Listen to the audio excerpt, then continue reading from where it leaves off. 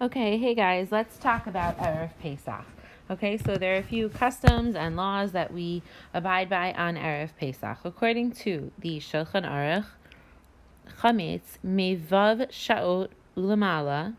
So Chametz from the 6th hour of the day, which is Chatzot, which is midday, ulamala and beyond, biyom yud dalid on Erev Pesach on the 14th of Nisan, asur bahana'a.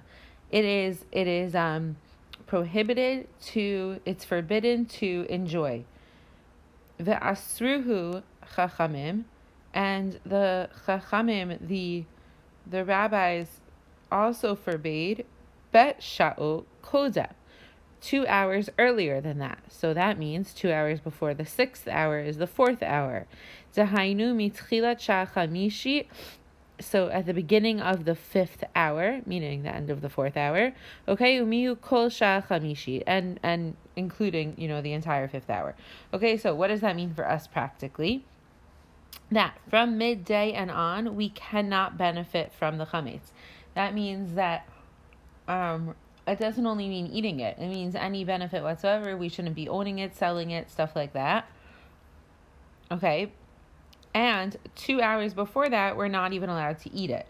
So normally, it's around, let's say, like 10 o'clock or 10:30, something like that, on Erev Pesach, when you have your last donut and bagel and whatever, and after that you have to go burn the chametz, and you get rid of all your chametz. Okay, so let's see what else.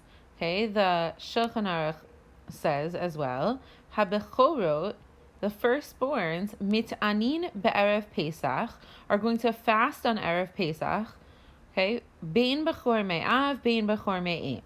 Okay, we'll talk about more about that later, but all firstborns are going to have to fast on Erev Pesach. So the Mishnah Berurah explains, Habechorot mitanin, why are they fasting? What's the purpose of this fast? Zecher l'nes, in commemoration of the miracle, shenitzulu mimakat bechorot, because they were saved mimakat bechorot, meaning just because they were Jewish, they were saved. Hashem skipped over the houses because of the blood on the doorpost, and because of that they were saved. Otherwise, had they been Egyptian bechorot, then they would not have survived the night.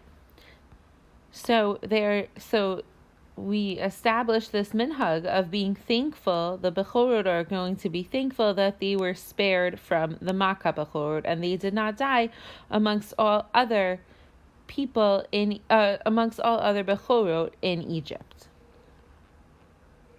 Okay, so if all firstborns are fasting, the Shulchan Aruch continues and says, "V'yesh mi she'omer," and there's some who say, "She'afilu nekeva bechor mitzaneh," that even female bechor, firstborn children would fast. Ve'ein haminhag came, but that's not the minhag that we follow. But it is interesting to know that there is this opinion, and the reason behind this opinion is because during Makkah Bechor, it was any firstborn, regardless of whether they were boy or girl. Any firstborn child would have died. So again, this is not the opinion we follow, but it is interesting to note because of the reasoning that there are some who hold this way. Now we said this earlier. We mentioned it in the Shulchan Aruch, but we didn't discuss it. But the Shulchan Aruch said, whether it's the firstborn child of the father or the mother. Meaning, if let's say there was a remarriage. So let's say, for example, a couple gets married, they have a firstborn son. Great, that child would have to fast. Then they get divorced, and they each have another son. Or, I guess theoretically, according to the custom brought down, it could even be a daughter, but that's not the one we follow. So let's say they each have another son. Now, if the mother of both, so the mother in the first marriage, it is too confusing. We got to use names. Okay, so let's say Why can't I think of any names whatsoever right now? Okay, let's say Sarah and Abraham get married. They then have a baby. His name is Joe. Joe is the firstborn for both Sarah and Abraham. Now let's say Sarah and Abraham get divorced. Now Sarah remarries John, and John does not have any children. Together they have another baby. So this is her second child, but John's first child. So they have a baby. That baby is also considered a firstborn. Let's say Abraham gets remarried to Lucy. Lucy does not have a child yet. Lucy then has a child with Abraham. That child will also be a firstborn. So regardless of whether it is the firstborn of both parents, it has to only be the firstborn of one parent. And then that child would need to fast. Okay, now, what if, I did this out of order, sorry. Back to number 2, okay, if the Bechor is a child, so for example, my son Hillel is a Bechor. He is only 9 years old, however, so he will not be fasting, and for his whole life he has not been fasting, but because it's still like necessary technically for him to fast, so my husband would fast on his behalf. He would kind of take the fast over until Hillel is bar mitzvahed, in which case it would be back on Hillel. There are some that say, this is also not the opinion we follow, but there are some that say, even what if the dad is a firstborn himself, then some say then the mom has to fast on behalf of the son because this dad's fasting on behalf of himself. That happens not to be the opinion we follow. It also is irrelevant because my husband is not the firstborn. But it's relevant to me, but it's also not the opinion we follow.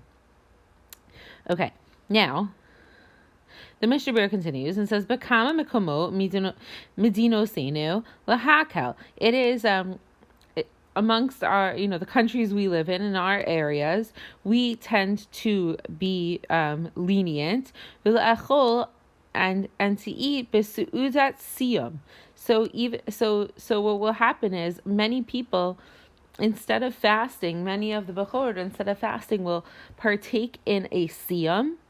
And it doesn't even mean to, I'll read it for you. V'av shehabechor ba'atzman lo lamdu ad hamasachta, mikol makom kivan she'etzal hamasayim hu se'udat mitzvah.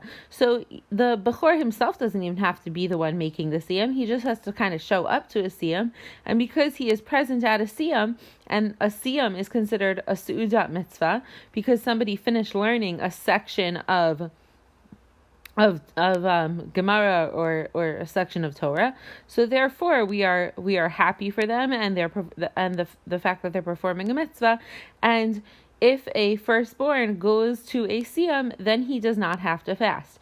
Another thing that he could go to, which is probably even better than going to a siyum, is going to a brit milah, because that too is a seudat mitzvah, or going to a pidyon haben, because that also is a seudat mitzvah.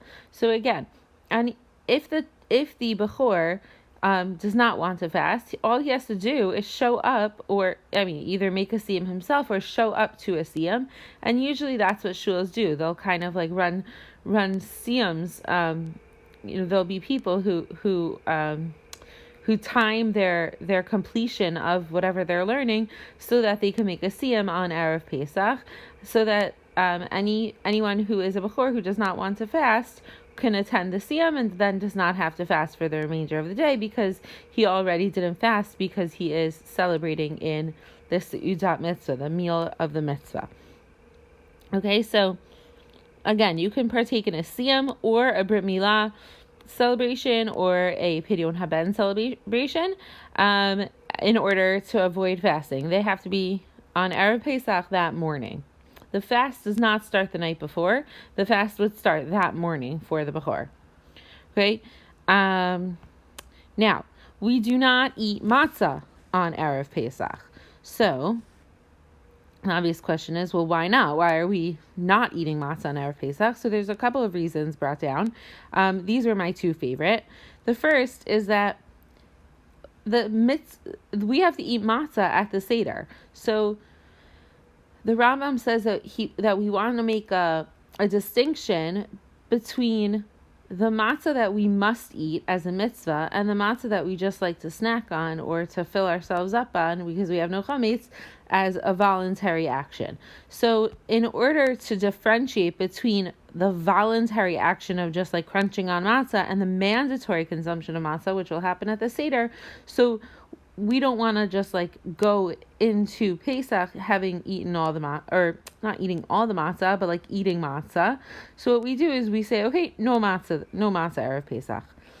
The second opinion is that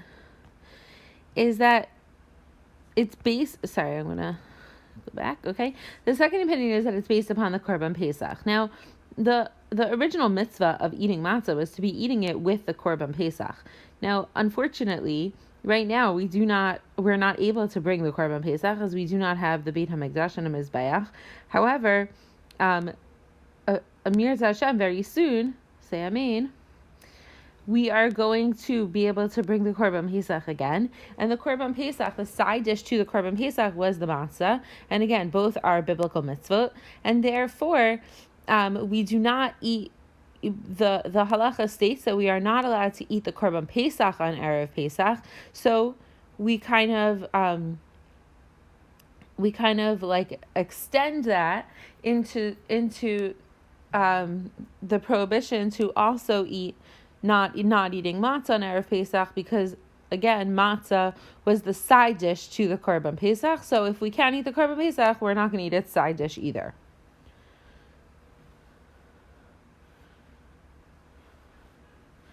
Okay, now, there, you may be wondering, because let's say you wanted matzah for let's say you want matzah right now. Okay, so if you ask your parents for some matzah, they're going to say, no, you can't eat that. Okay, so there happens to be a custom that extends this prohibition of eating matzah, and it extends it all the way to Rosh Chodesh Nisan, which is on Thursday. Okay, so I'm recording this on Wednesday night, so it is already Rosh Chodesh Nisan. Happy Rosh Chodesh. Okay, so some people, or most people, have extend this custom and do not eat matzah beginning from Rosh Chodesh Nisan, so no matzah anymore.